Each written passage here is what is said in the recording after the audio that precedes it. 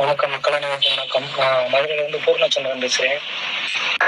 திருப்பரங்குன்ற விஷயத்துல அரசு எடுக்கிற முடிவு தவறான முடிவு. இந்த கார்த்திகைக்கு அந்த தீபத்தை ஏற்றன்னு சொல்லிட்டு ஒரு உயர்நீதிமன்ற நீதிபதி ஒரு உத்தரவிடும்போது அதை மதிக்காம தமிழக அரசு இவ்வாறு நடந்து கொள்றது பெரும்பான்மையாக வாழக்கூடிய இந்து சமூகத்திற்கு இழைக்கப்படும் கொடுமையை நான் கருதுகிறேன். ஆங்கிலேயர் ஆட்சி காலத்துல ஒரு தடை விதிச்சிருக்காங்க. பல நூறு ஆண்டுகள், பல ஆயிரம் ஆண்டுகள் தான் திருப்பரங்குன்றத்துல முருக பெருமானை வணங்கிட்டு இருக்காங்க. அதுக்கு மணிமகுடமா அந்த மலையில தீபம் ஏற்றுறாங்க.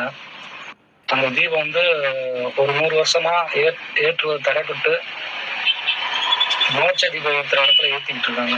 இதுவே ஒரு ஆகமதின்னு சொல்லக்கூடாது. அது தவறான விஷயம்.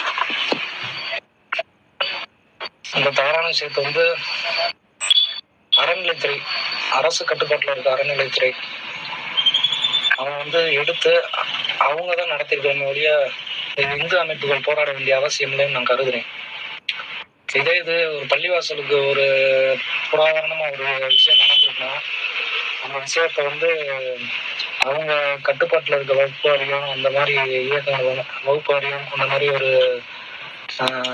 நிறுவனங்கள் அதை கண்டிப்பா செயல்படுத்தியிருப்பாங்க. அது ஒரு 100 வருஷம், 200 வருஷம், 300 வருஷம் தடைப்பட்டுமா கூட அவங்களுக்காக போராடி இருப்பாங்க. அவங்களோட ஒற்றுமை காண்பிக்கும். ஆனா தமிழ்நாட்டில் மட்டும் இல்ல, இந்தியாவில் வரக்கூடிய பெரும்பான்மையான இந்து சமுதாயம் ஒரு மத நம்பிக்கையோட இருக்கும்போது அதுக்காக நம்ம ஒரு கட்டுக்கோப்பா போராட மாட்டோம். அதனாலதான் அரசாங்கம் இப்படி செயல்படுது. இதன் வாயிலா நான் தெரிவிச்சுக்கிறது என்னன்னா, அதுக்காக பெரியார் சிலைக்கிட்டு நான் என்னோட உடம்புல தீபம் ஏற்றி கடவுள் இல்லைன்னு சொன்னார் ஒருத்தர். அவர் முன்னாடி கடவுளுக்காக ஒரு விஷயம் செய்கிறேன். அந்த நீதிபதிக்கு என்னோட நன்றிகள்.